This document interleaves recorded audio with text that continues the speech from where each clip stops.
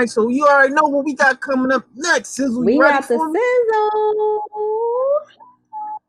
The sizzle, ladies and gentlemen. Give it to me. So, Kim Kardashian, who is following in the footsteps, and sorry, y'all, to kind of piggyback off of the death row type of talk, but we back on it again. And I believe Classy Lady Sparkle might have talked about this in the past, I'm sure.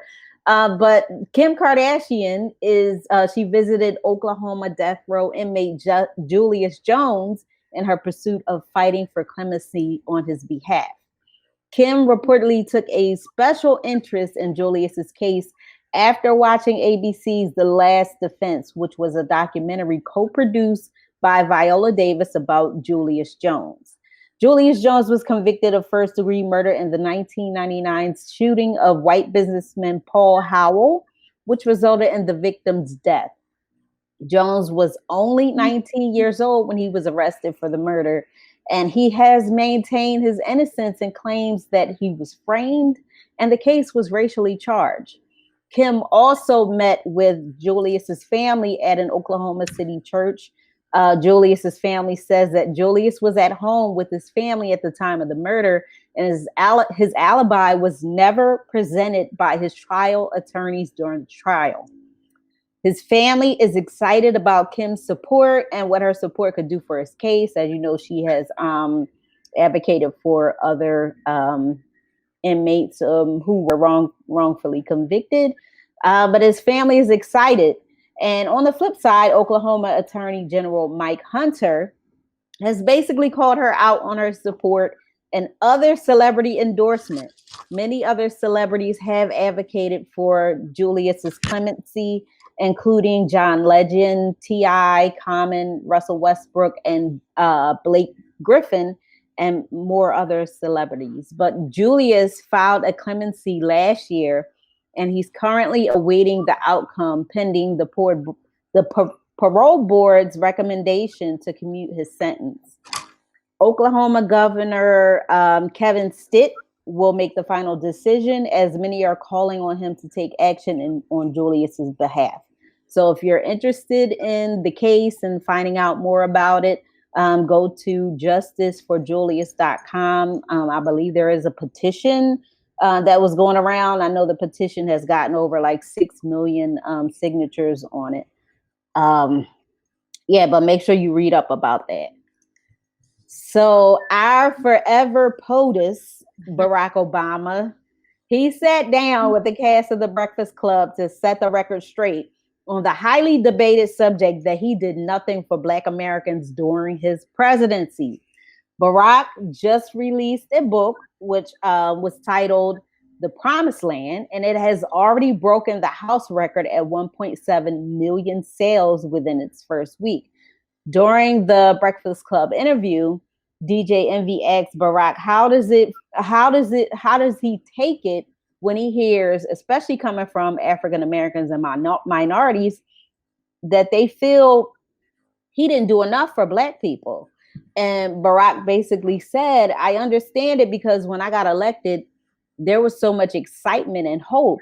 And I also think we generally view the presidency as almost like a monarchy, in the sense of once the president is there, he can just do whatever he needs to get things done. And if he's not doing it, then it must be because he doesn't want to do it. And Barack also said that he was confident in what he had done for Black folks, and the statistics he has from his presidency prove it. Barack was basically saying that his statistics show that 3 million African Americans had health care who didn't have it before. Incarceration rates for African Americans dropped for the first time in years. The juvenile correctional system saw a 30% decline.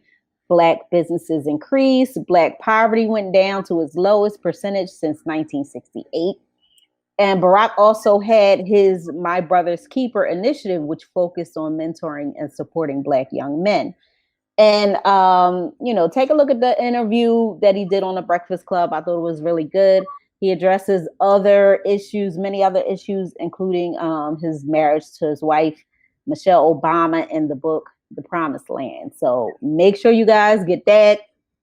It's a really long book. I'm just going to tell you right now, but it's a lot of stuff that he touches on that I feel like we need to know.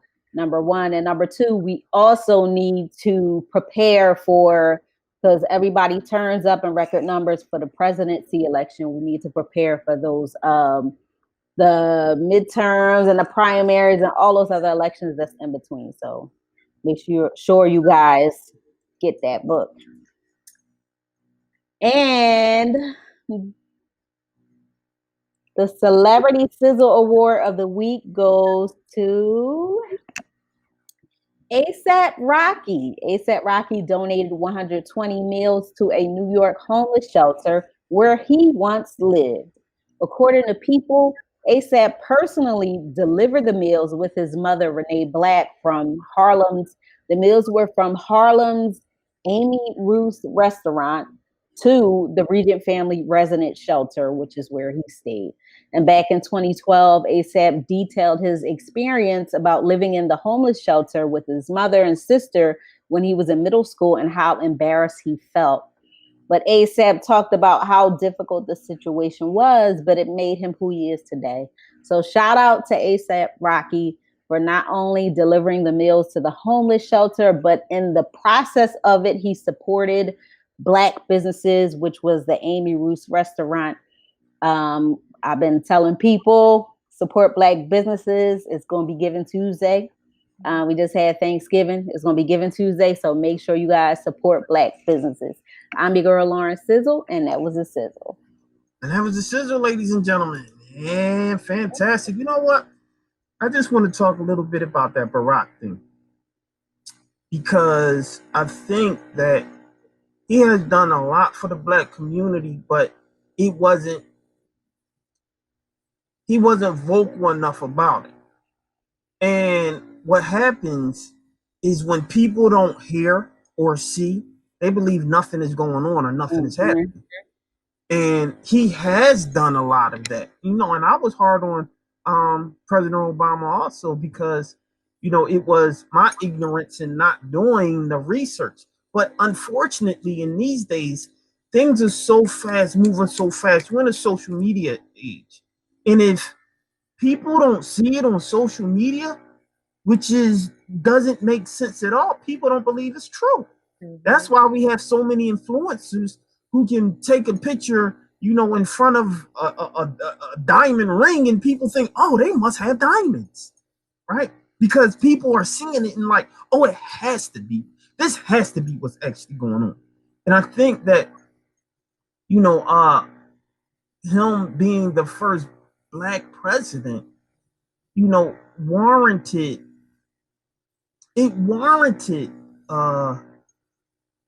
more people to be vocal. I think it warranted that. It warranted us to be more vocal about what we're doing, not just hide and say, I'm the president, I'm not supposed to. No, we should have, shouted from the mountaintops. This is what's going on. Because people believe if they don't hear it or see it, it's not going on.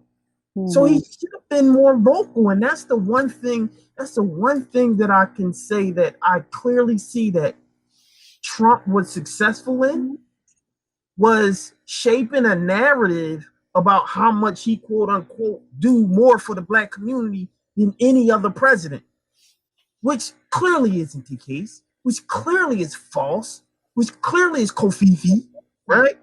But him saying it, him marketing it, him being on Twitter and on social media saying it so much, you have people now following like sheep. So they actually believe that that's accurate. Yeah, and you were absolutely right. I'm sorry. Were you? No, go ahead. You good? No, I was going to say you were absolutely right, because Charlemagne actually called him out on it. He was like, you need to be more vocal about those things, because it's people that are going to be like, you have the ones that are doing their research and trying to look into what he actually has done. And you have the people that are just like going by word of mouth, like, oh, Barack did this and Barack did that. They're not going to do their research. So I do feel like, and if you look at the interview, he was just so laid back. You know what I mean? And I think that's what it is. I think it's his personality.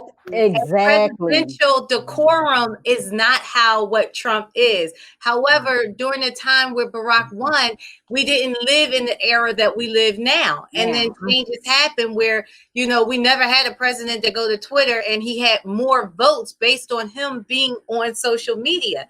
But I do believe there were times, that Obama sang and he dropped the mic after he gave some of his speeches. So he spoke about the things he was doing. He just didn't speak on a platform that got to everybody, like you said, on that social media for those who were ignorant. That's just like, oh, he didn't do anything for us. But he had a different approach and approach as his personality.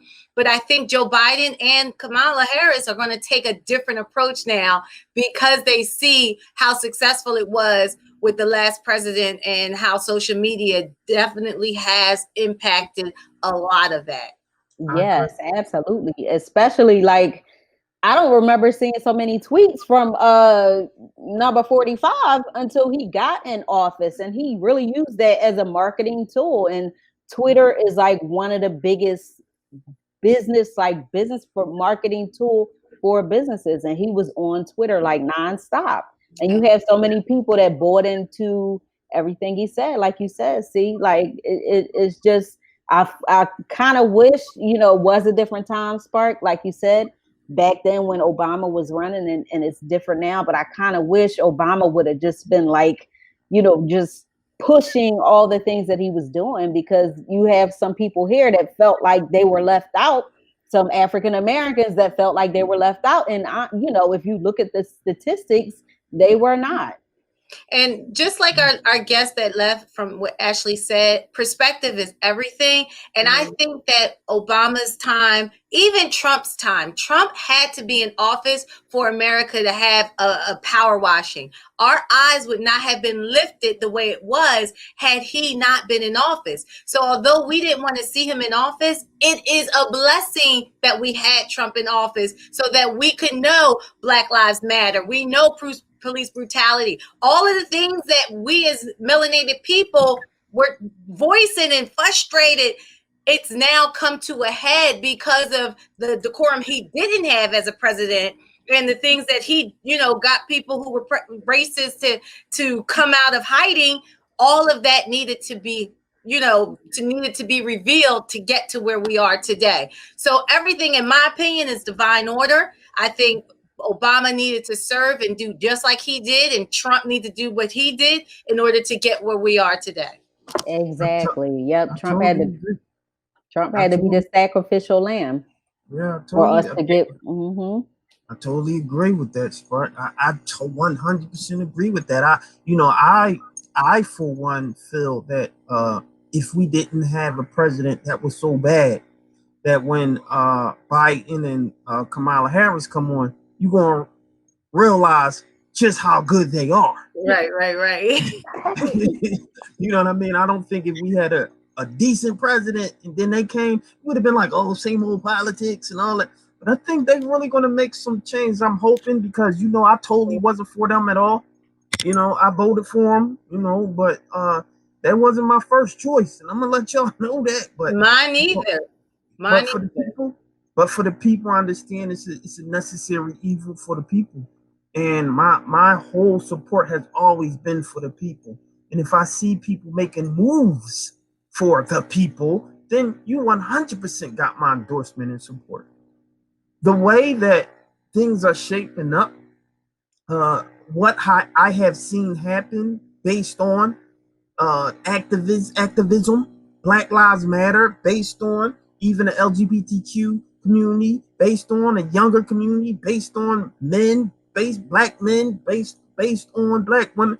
I have seen a lot of things, a lot of issues that come up that has been addressed because of the activism that has happened based around our current president. Yeah. And I believe that if our president wasn't there, we would still have something like the Rizzo statue right there in City Hall.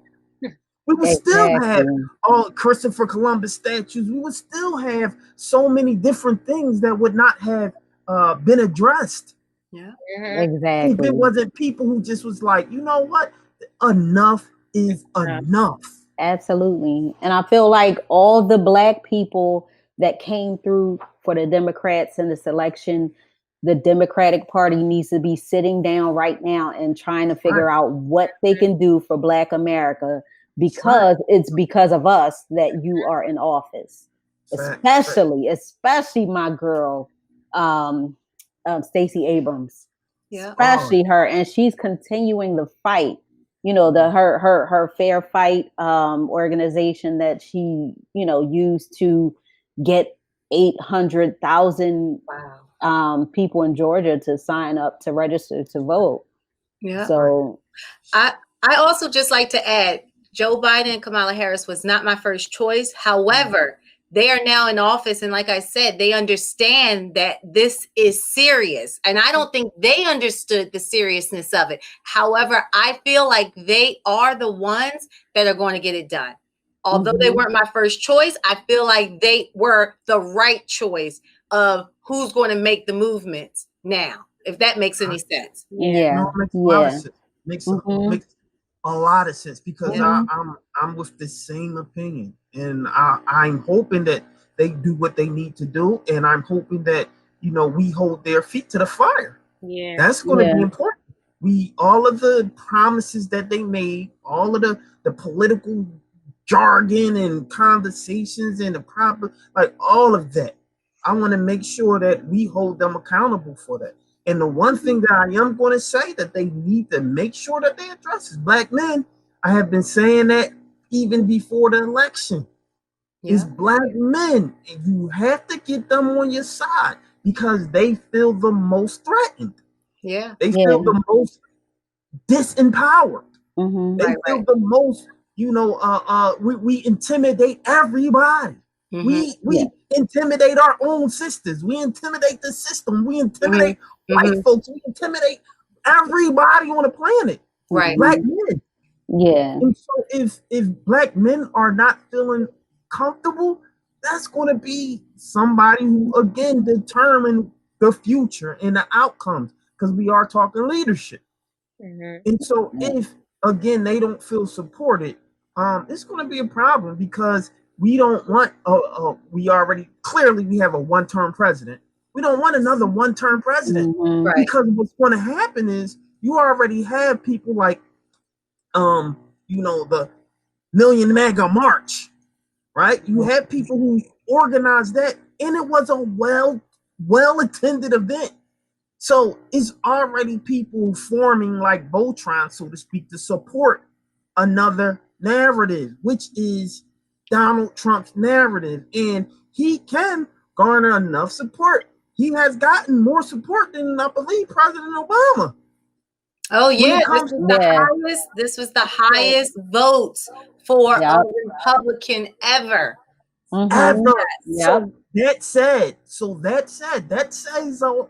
a lot. So if you're talking about that he has garnered the most votes ever as for a Republican candidate, remember we showed, let me see, I think I deleted it. We showed another image where it was, I just deleted it today. I didn't think we was going to talk, but I had that on my timeline. But it's a whole chunk of people that didn't vote. Yeah. Oh, yeah. I remember that. So if he decided to run, even if half of those votes was taken away, he still got a nice amount of voters who are going to be mad that he lost and will vote for him the next time. So he can essentially create his own party. Which is very scary. And if he does that, you're going to need everybody, specifically Black men, because you had a lot of Black men who voted for Trump. So it's something there to disconnect there when it comes to Black men, that they are feeling like they don't belong. Right. So what is that? So we need to find out what that is and start making them feel safe and belong. Yeah, what I would say is, and I mentioned this before, after the election, and Biden was confirmed as the president-elect. But what I would say is, I did get an opportunity to go to the Biden-Harris campaign's Promise to Black America. And if you look through there, I looked through there and I'm like, How do we hold him accountable for each and every promise that he's made? And what I want to encourage people to do is go on there, do your research. There's stuff on there that he's saying he's going to do for Black businesses, for Black men, Black women, homeowners, first-time homeowners, and just creating wealth in the Black community. We need to be reaching out to people in those areas, whatever we want to do. You want to be homeowners, you want to be business owners, reach out to those people and your political officials, write letters, send emails, make phone calls, hold them accountable for what it is they said they're going to do or what you want them to do. Where do we find this again at Sizzle? It's on the Biden Harris. I gotta look it up. Website? Yeah, it was the campaign website. It was like their promise to Black America. Okay. We got to hold them accountable. Yeah. I'm asking them, listen, Navinette and Sally Mae, you know, take it away. Exactly. And they've been talking about student loan debt also. Mm-hmm. And you know, give me my reparation. Exactly. That's what I said. Give me my reparations in the form of you wiping off this student loan debt. Let our kids go to college for free, the college of their choice. Not one that you just feel like you're going to pay for. So don't get me started with that, because I don't even feel like I feel like that's supposed to be a necessary thing, because please believe, when we were slaves, white kids went to school for free. Mm-hmm. Yep. Period. Yep. That's which is why we're behind the 8 ball, which is why we are so far back. You got and that's it was a crime to read. When we talk about reparations should be wiping out all the taxes that you owe. Because that will put you in a hole. And giving you better credit scores. Yes. Yes. Right. Yeah. There you have it, ladies and gentlemen. Oh, it's on joebiden.com. Okay. So why don't we follow that? We'll just add another segment, when it comes to some of the things that we do, and follow what's going on and see how we can hold them accountable. And we'll talk about those things that he's supposed to address, put it on like a little clipboard and check. Did he do it? Check. Oh, you didn't do this? Oh, we're talking about it. When are you going to do it? You know what I mean? But I don't want y'all to go nowhere. We'll be right back, y'all.